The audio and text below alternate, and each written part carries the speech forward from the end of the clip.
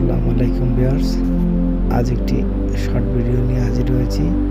যে ভিডিওতে আমি আপনাদেরকে শেয়ার করব কিভাবে ইন্টারনেটের ক্যাট 6 কেবলে কানেক্টর কানেক্ট করবেন। এখানে 8টি তার থাকে, যে তারগুলোকে সঠিকভাবে লাগাতে হয়, তা না হলে লাইন পায় না।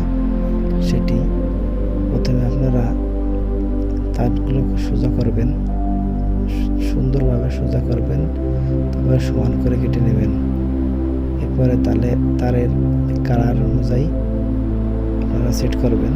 প্রথম সাদা কমলা, তারপরে কমলা,